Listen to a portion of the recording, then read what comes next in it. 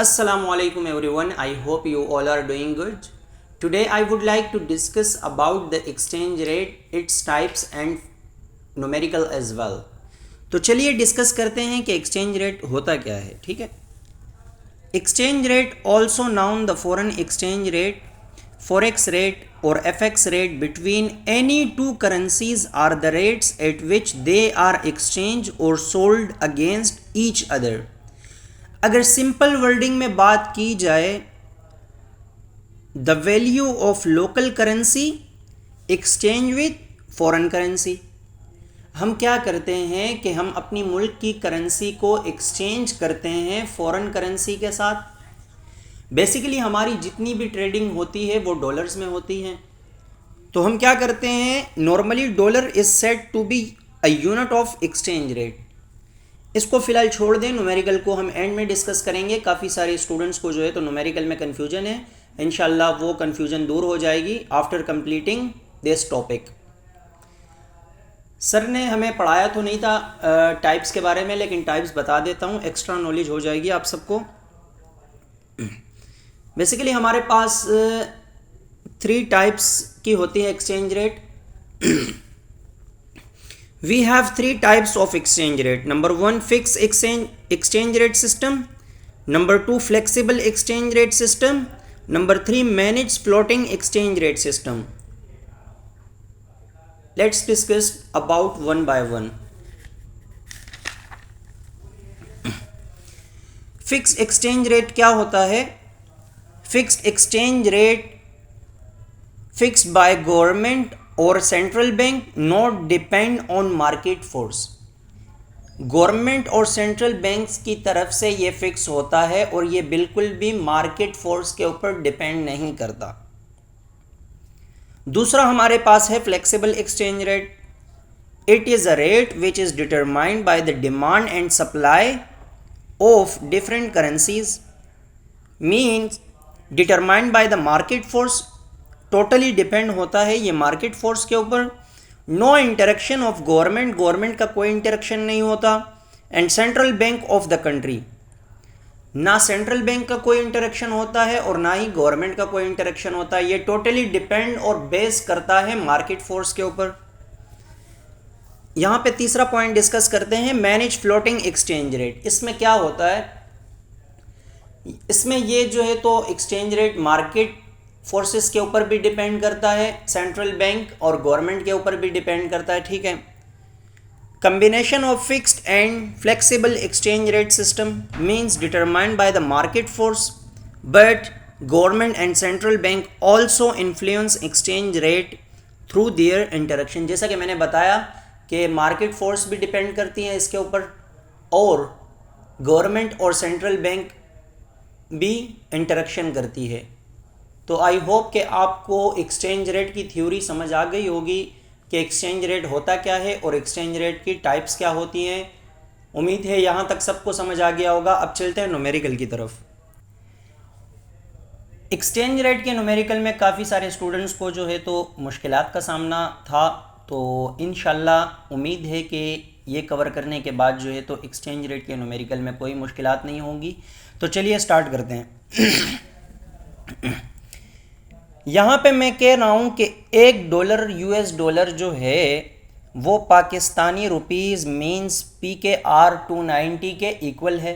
ये तो सब मानते हैं. ठीक है कि $1 US डॉलर हमारे पास पाकिस्तानी PKR में आता है 290. अब मैं चाहता हूँ कि पाकिस्तान की जो करेंसी है वो ₹1 US डॉलर के कितने पैसे के बराबर होगी. तो चलिए देखते हैं. ₹1 पाकिस्तानी हुआ और हमारा ₹1 जो है तो वो US $1 के कितने के बराबर है, ₹290. तो मैं क्या करूँगा, सिंपल 1 को डिवाइड करूँगा 290 से, इज इक्वल्स टू 0.0034 जो मेरे पास आया ना, तो वो पाकिस्तान का जो ₹1 होता है हमारे पास वो US डॉलर के इतने पैसे के बराबर है. जैसे हमारे मुल्क की करेंसी जो है $1 बराबर है 290 की, तो इसी तरह हमारे पास हमारे मुल्क की जो करेंसी है वो 1 रुपये बराबर है यूएस डॉलर के इतने पैसों की। आई होप यहाँ तक सबको समझ आ गया होगा। ठीक है, ये यूएस डॉलर के पैसे हैं, मतलब ये पूरा एक यूएस डॉलर नहीं है, हमारा 1 रुपये यूएस डॉलर के इतने पैसों के बराबर है। ठीक है, फॉर एग्जाम्पल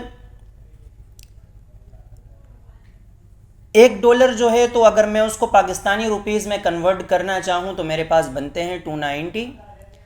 अगर $1 को मैं कन्वर्ट करना चाहूँ इंडियन रुपीज़ में, तो इंडियन रुपीज़ में $1 बनता है 91। तो इससे हमें ये पता लग जाता है कि हमारी मुल्क की करेंसी कितनी डिवैल्यू हो गई है। ठीक है, बहुत ही बड़ा डिफरेंस आ रहा है। हमारे मुल्क की करेंसी जो है तो वो $1 के बराबर है 290, और अगर इंडियन करेंसी की बात की जाए तो $1 कंपेयर होता है इंडियन करेंसी के साथ 91 रुपीज़ में। यहाँ पे मैं कह सकता हूँ कि 290 बराबर है 91 के। अगर मैं दो कंट्रीज़ का कंपैरिजन करवा रहा हूँ, ठीक है, करेंसीज़ का, तो अगर इसको देखा जाए तो यहाँ पे मैं कह सकता हूँ सिंपल के 290 बराबर है 91 के। यहाँ पे मैं कंपैरिजन करवा रहा हूँ पाकिस्तानी रुपीज़ का इंडियन रुपीज़ के साथ। अगर मैंने पाकिस्तानी करेंसी को, पाकिस्तानी 1 रुपये को इंडियन के रुपीज़ में कन्वर्ट करना है तो मैं क्या करूँगा, हमारी ट्रेडिंग किस में होती है, पहले बताया था मैंने, डॉलर्स में होती है। तो मैं क्या करूँगा, 91 इंडियन रुपीज़, 290 पाकिस्तानी रुपीज़। इससे आपको ये समझना चाहिए कि 91 रुपीज़ $1 के बराबर है, ये इंडियन करेंसी की बात हो रही है। 290 जो है वो बराबर है $1 के, ये पाकिस्तानी करेंसी है।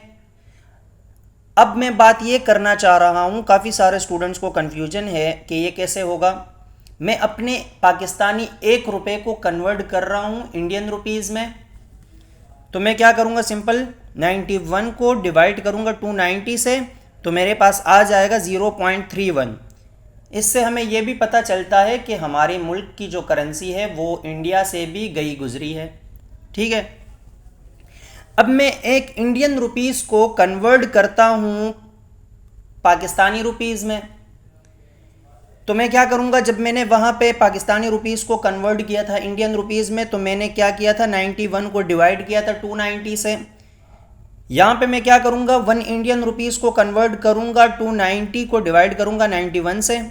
ठीक है, तो मेरे पास आ जाएगा कि 1 इंडियन रुपीज़ जो है वो बराबर है पाकिस्तानी रुपीज़ में 3.19 के। तो मतलब ये हुआ कि हमारी करेंसी की वैल्यू जो है तो वो बहुत ही ज़्यादा डिवैल्यू है। और दूसरी बात ये करना चाहूँगा कि स्टूडेंट कंफ्यूज हैं, इसका क्वेश्चन किस तरह से आ सकता है।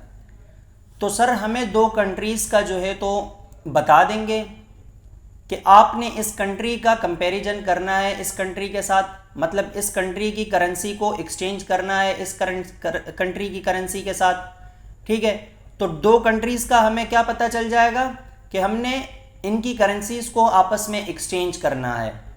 तो इसी तरह से एक सिंपल सा न्यूमेरिकल आएगा, आपने बिल्कुल भी घबराना नहीं है, बस ये कॉन्सेप्ट आप क्लियर कर लें, इंशाल्लाह पेपर आपका क्लियर हो जाएगा। मिलते हैं नेक्स्ट वीडियो में ISLM कर्व में।